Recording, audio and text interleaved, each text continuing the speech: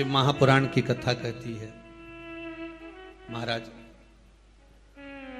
पूर्णिमा का जो चंद्र है वो विशाल का है और उस चंद्र की पूर्णता में हमारी अभिलाषाएं भी पूर्ण हो।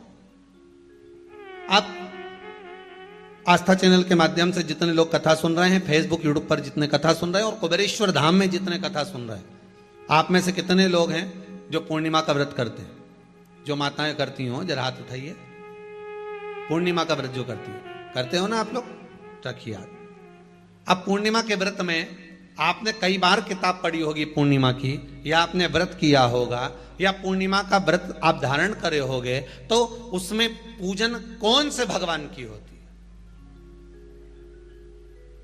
पूर्णिमा के व्रत में किस भगवान की पूजन होती है? तो कहा पूर्णिमा के व्रत में केले के खंभ लगाकर पूर्णिमा का जो अध्यापन होता है, पूर्णिमा की जो पूजन होती है, उस पूजन में शंकर और पार्वती की पूजन की जाती है, शिव और नारायण की पूजन करी जाती है, शंकर और पार्वती का स्मरण किया जाता है। किसकी पूजन होती है? शिव पार्वती।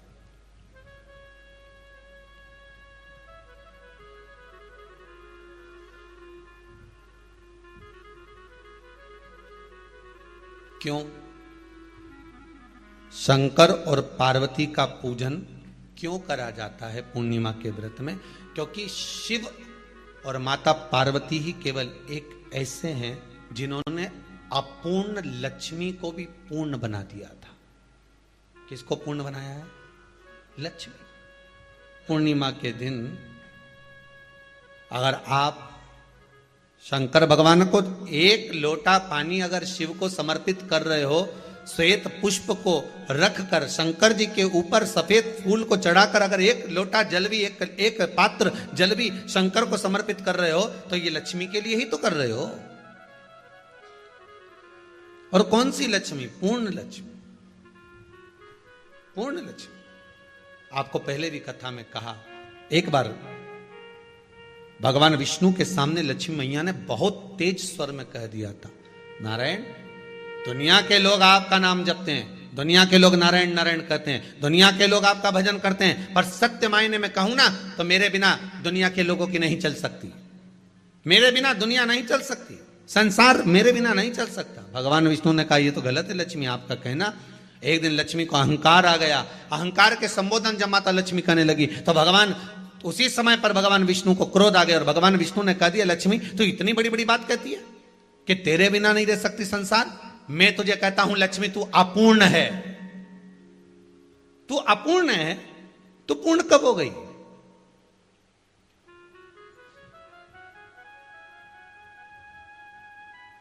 तेरी पूर्णता कहां हो गई? लक्ष्मी की आंख से आंसू बहने लगे। आज आपने मुझे अपूर्ण कहा है। आपको मालूम है आप मुझे अपूर्ण कह रहे हो? आपको ये ज्ञात हो रहा है आप मुझे अपूर्ण कह रहे हो? भगवान कहते हैं हाँ लक्ष्मी मैंने तुझे अपूर्ण कहा है। अपूर्णता का मतलब आप जानते हो ना? भगवान कहते हैं लक्ष्मी मैं सब जानता हूं। लक्ष्मी रोती हुई माता सरस्वती के पास पहुंच गई। सरस्वती ने पूछा क्या बात है लक्ष्मी, क्यों रो रही हो? लक्ष्मी जी ने कहा क्या बताऊं सखी, मेरे पति ने आज मुझे अपूर्ण कह दिया है। तो क्यों रो रही है तू? अपूर्ण अगर कह दिया, पति ने ही तो कहा है ना, तो क्यों रोना? चल मेरे साथ में। और सरस्वती मैया माता लक्ष्मी को लेकर सीधे पहुंच गई माता पार्वती के यहां। माता पार्वती के यहां जब पहुंची है, माता पार्वती ने लक्ष्मी जी को देखा और सरस्वती को देखा तो पूछा कि बात क्या है, क्या हो गया ऐसा, क्या हुआ, क्या है ऐसा जो तुम दोनों आज मेरे पास में आई? क्या हुआ? पार्वती जी कुछ बोलती, शिव जी का ध्यान माता सरस्वती की ओर और लक्ष्मी की ओर गया और भगवान शंकर जान गए कि आज भगवान नारायण ने लक्ष्मी जी को अपूर्ण कहा है। अब देखें माता पार्वती क्या कर सकती है, इसको पूर्ण बनाने के लिए करेगी क्या? क्या हुआ? माता सरस्वती जी बोली लक्ष्मी को अपूर्ण कह दिया। अपूर्ण कह दिया? हाँ, तो क्या सोचना उसके लिए? इसको मैं अभी पूर्ण बना देती हूं। माता जगत जननी पार्वती ने गोदी में विराजमान गणेश जी को उठाया और उठाकर लक्ष्मी जी की गोद में दे दिया। ले लक्ष्मी, आज से तू पूर्ण हो गई। लक्ष्मी, आज से तू पूर्ण है। गोदी में जब तक संतान नहीं है तो नारी को लोग अपूर्ण समझते हैं, पर माता पार्वती जी ने संपूर्ण ब्रह्मांड में एक सिद्धता प्रदान कर दी कि अपने गोदी के लाल को, अपने गोदी के पुत्र को माता ने लक्ष्मी की गोद में देकर लक्ष्मी को पूर्ण बना दिया। वो दिन कौन सा था? पूर्णिमा का दिन था। पूर्णिमा के कितने व्रत होते हैं?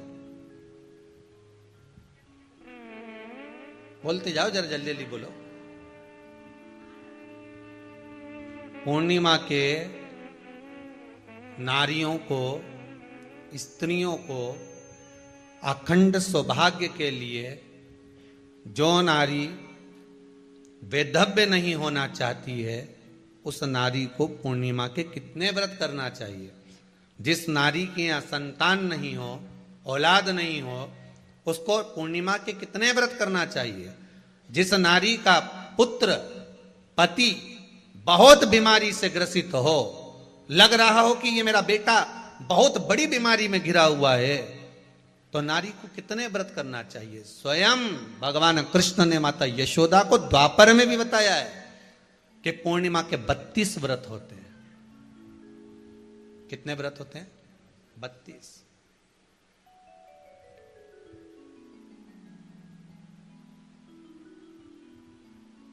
स्वयं भगवान कृष्ण यशोदा रानी को, माता यशोदा जी को भी बता रहे हैं 32 व्रत।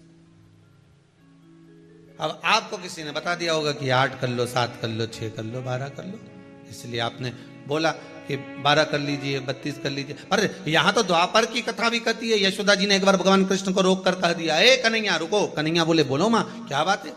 कन्हैया जरा रुकिए, इधर आओ जरा। भगवान कृष्ण आए। हाँ मां बोलिए। किस जगह का प्रसंग है ये?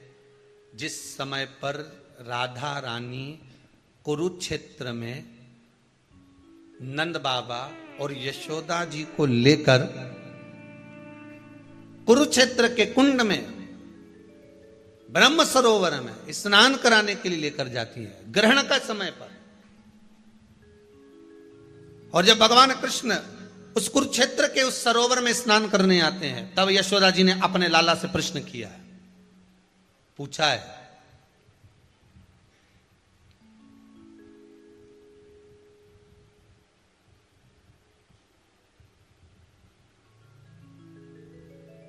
कि नारी वैधव्य होकर ना मरे।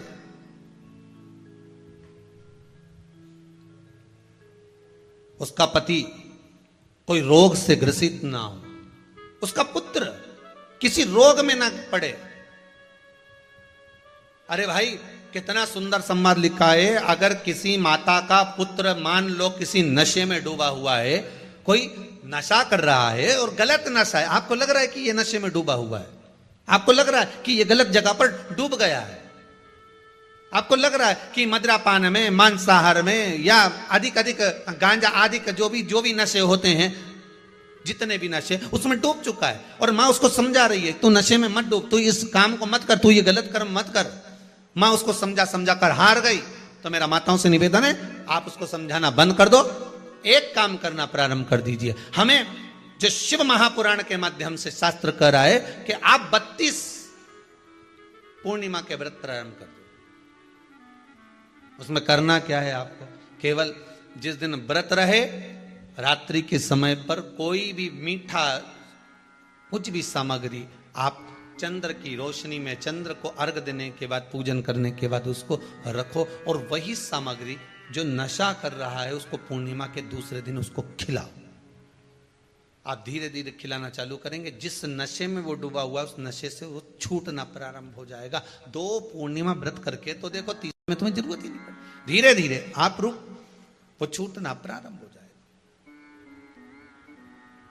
स्वयं भगवान कह रहे हैं। यशोदा मैया ने कन्हैया को रोक लिया कुरुक्षेत्र के उस मैदान में, और भगवान कृष्ण का दर्शन माता यशोदा जी करी। बहुत बहुत दिनों के बाद माँ को, आज माता यशोदा को लाला का दर्शन हुआ, बहुत समय के बाद, जाने के बाद, बहुत समय। जब देवता 33 कोटि देवता उस चंद्र के इंतजार में रहते हैं कि ये चंद्र प्रबल होगा, तब जाकर ये चंद्र यहां पहुंचेगा, तब जाकर हम मंथन करेंगे, तब जाकर वो अमृत मिलेगा, और उस अमृत को देवता धारण करेंगे तो वो आनंद पा जाएंगे। तो हम क्यों शरद पूर्णिमा छोड़ें? हम क्यों एक एक पूर्णिमा छोड़ें? एक एक पूर्णिमा के महत्व को जानिए। कोई पूर्णिमा साधारण नहीं है, कोई प्रदोष साधारण नहीं है, कोई शिवरात्रि साधारण नहीं है। 12 महीने शिवरात्रि पड़ती है, 12 महीने में प्रदोष पड़ते हैं, पर 12 महीने पड़ते हैं। हम उसका महत्व ही नहीं जान पाते।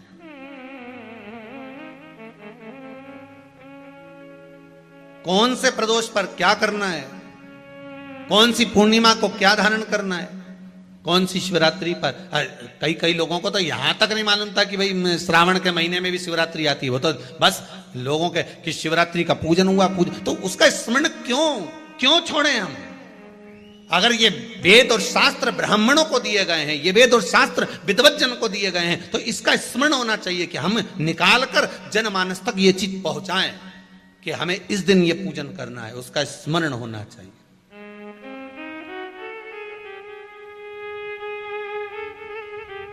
और वो सुख देने वाला। भगवान कृष्ण से यशोदा जी ने पूछा तो भगवान कृष्ण ने कहा, मां, पूर्णिमा का व्रत अगर नारी 32 पूर्णिमा धारण कर लेती है तो वो नारी बेधव्य होकर नहीं जाती। पर आप लोग व्रत जो करते हो ना, जो भी व्रत आप लोग उठाते हो, सोमवार का व्रत जैसे किसी माता जी ने उठा लिया और वो उठाने के बाद, हम तो शादी नहीं हुई थी ना जब भी सोमवार व्रत करते थे, अब शादी हो गई अभी भी हम सोमवार का व्रत कर रहे हैं, करे जा रहे हैं, पर उसका कोई उद्यापन नहीं करा, कोई संकल्प नहीं लिया गया कि मैं 5 करूंगी कि 16 करूंगी कि 25 करूंगी कि 31 करूंगी कि 21 करूंगी।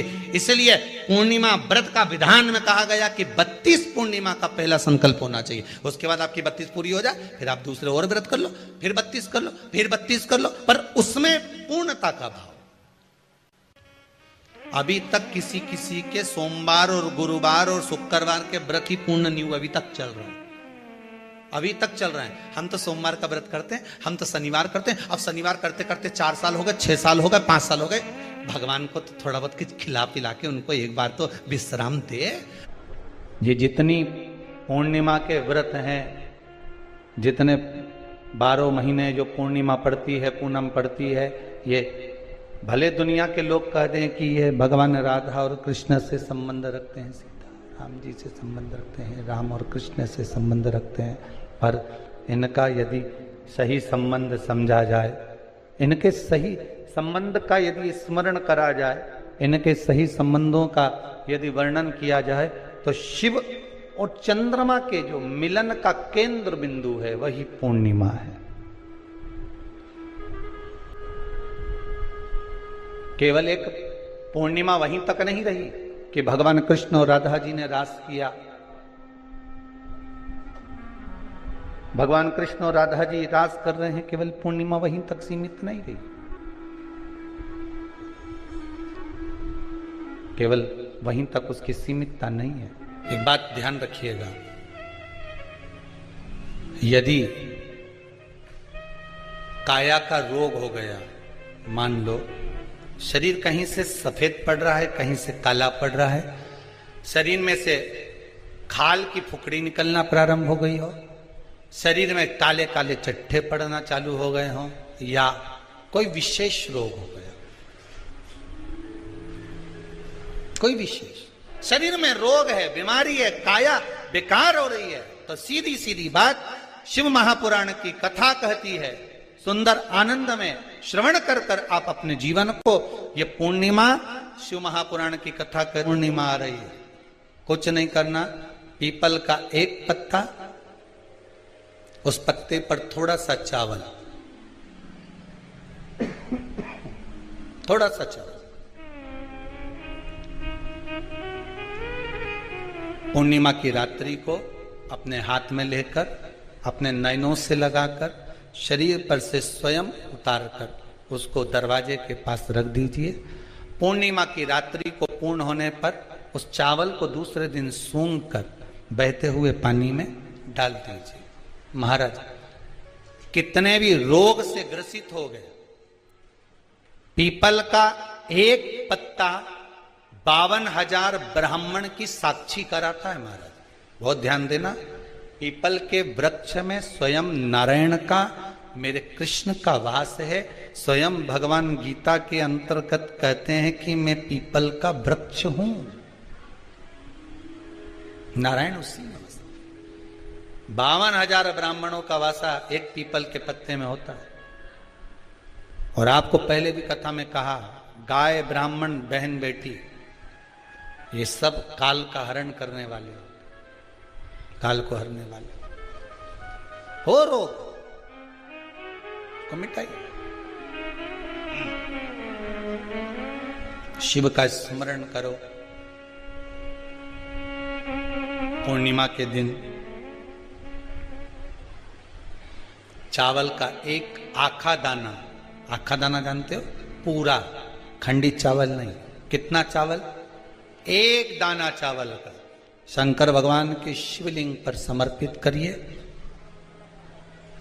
एक बेलपत्र जिसका डंडी का मुख अपनी ओर हो, जहां से चावल चढ़ाया है, उस चावल के ऊपर अपनी कामना कर कर रख दीजिए और चंद्रमौली भगवान का स्मरण करिए। कौन से भगवान? शंकर भगवान का सर्वश्रेष्ठ सुंदर नाम है चंद्रमौली। चंद्रमौली भगवान का स्मरण करिए, अपनी कामना कर कर, बेलपत्र समर्पित कर कर शिव जी पर एक लोटा पानी, एक जल पात्र समर्पित करो, कलश से जल चढ़ा दीजिए, नैनों में वो जल लगाकर अपनी कामना कर कर वापिस घर को आइए। अगली निमा आएगी, जो कामना करी है मेरा चंद्रमौली भोलेनाथ उसे पूर्ण कर ही देगा। शिव उपासना के लिए जितनी 12 महीने में पूर्णिमा पड़ती है, एक एक पूर्णिमा का व्याख्यान वर्णन करेंगे। आज तो कथा का महत्तम दिवस है, पहला दिवस है, तो हम उसको महत्व समझें कि पूर्णिमा का महत्व क्या है, हम उसका महत्व समझें कि शंकर और चंद्र का रिश्ता क्या है, संबंध क्या है।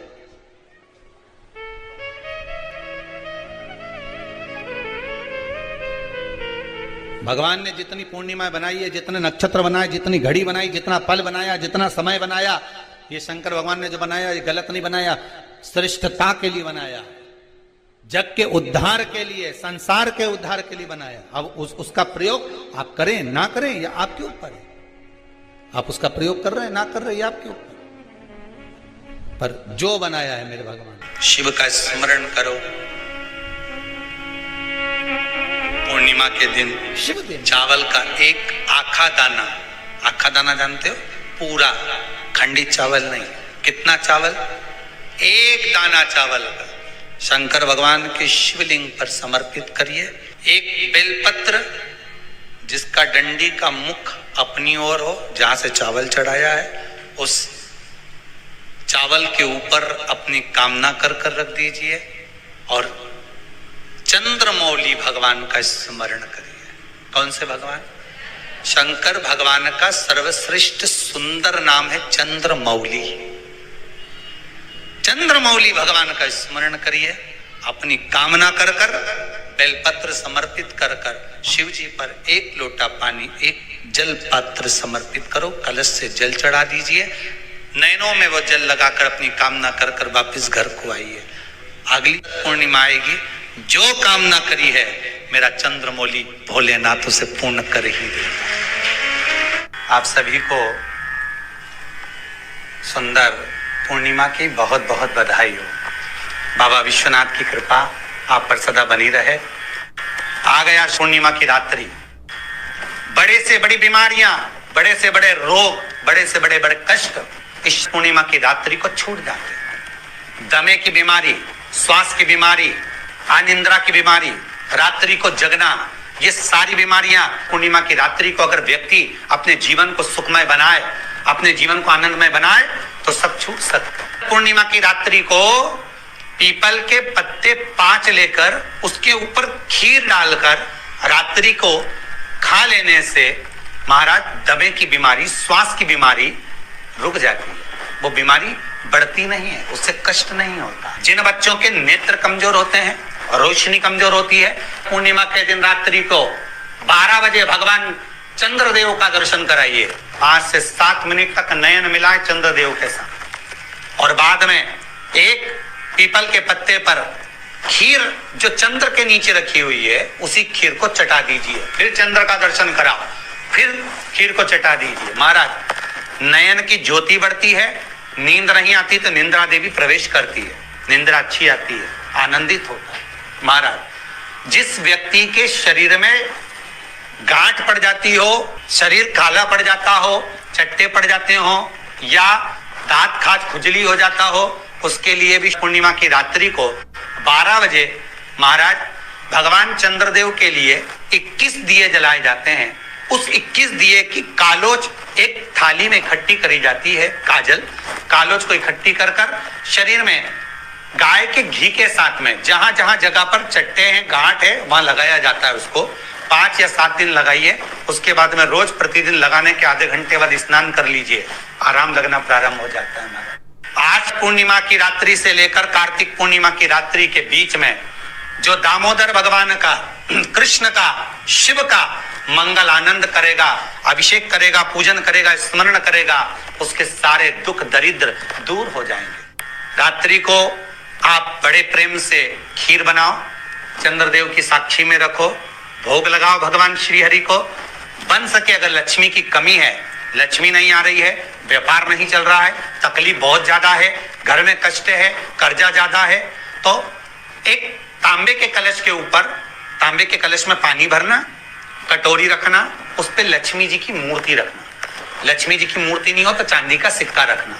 उसके सम्मुख में आप 31 दीपक 31 दीपक घी के लंबी बाती के जला देना। महाराज एक एक कमल गट्टा उस 31 दिए के अंदर डाल देना और लक्ष्मी जी का पूजन करना, लक्ष्मी जी का स्मरण करना, खीर का भोग लगाना, पान के पत्ते पर खीर रखना, 5 पत्ते पर खीर का भोग लगाना और माता लक्ष्मी से विनती करना। सुबेरे 4 बजे तक वो रखे रहने देना, सुबह 4 बजे वो उठाना, लक्ष्मी को वापिस तिजोरी में या सिक्का हो तो उसको अलमारी में रख देना। जो खीर बनी है वो प्रसाद के रूप में सुबह 8 बजे, 10 बजे, 9 बजे जब खाना हो प्रेम से खाना। माता जो दिए लगाए हैं वो ठंडे हो गए होंगे, उनको रखे रहने देना, बाद में काम आते रहेंगे, या दिए विसर्जन करना हो तो आपकी मर्जी है। पर वो मिट्टी के दिए लगेंगे, आटे के दिए नहीं लगेंगे, मिट्टी के दीप लगाना है आपको। 31 घी के दिए लगाना है। लक्ष्मी जी का पूजन करो, कंकु, चावल, हल्दी, मोली से सब तरह से। पूर्णिमा की रात्रि को सुख मिलेगा, आनंद मिलेगा, लक्ष्मी की वृद्धि होगी, कार्य सिद्धि होगी। दूसरा क्रम, पूर्णिमा के दिन आप शाम को प्रदोष काल के समय 4:30 बजे से 6 बजे के बीच में 1 लोटा पानी, उसमें 5 बेलपत्र रखकर, 1 कमल गट्टा डालकर भगवान चंद्रेश्वर महादेव के नाम से भगवान शंकर को चढ़ा दीजिए। आपकी जो कामना हो वो कामना कर चढ़ाएं, विनती करें चंद्रेश्वर महादेव को और निवेदन करें कि हमारा ये कार्य सफल हो। केवल पूर्णिमा के दिन चढ़ाइए, कार्तिक पूर्णिमा तक क्या फल मिलता है हमको जरूर बताइए। भी पूर्णिमा की रात्रि को और कार्तिक पूर्णिमा की रात्रि को गर्भवती नारी अपनी नाभि पर यदि चंद्र की दृष्टि पड़वा लेती है तो बच्चा विकलांग पैदा नहीं होता है। गर्भ से जो बालक होगा श्रेष्ठ होगा, विद्वान होगा, चतुर होगा, पढ़ने में होशियार होगा, क्योंकि ये चंद्र की किरणें जब समुद्र में उछाल ला सकती हैं तो आपके जीवन में भी तरक्की ला सकती है, उछाल ला सकती है। पूर्णिमा के दिन अगर आप शंकर भगवान को 1 लोटा पानी अगर शिव को समर्पित कर रहे हो, श्वेत पुष्प को रखकर शंकर जी के ऊपर सफेद फूल को चढ़ाकर अगर 1 लोटा जल भी, एक पात्र जल भी शंकर को समर्पित कर रहे हो तो ये लक्ष्मी के लिए ही तो कर रहे हो। और कौन सी लक्ष्मी? पूर्ण लक्ष्मी, पूर्ण लक्ष्मी।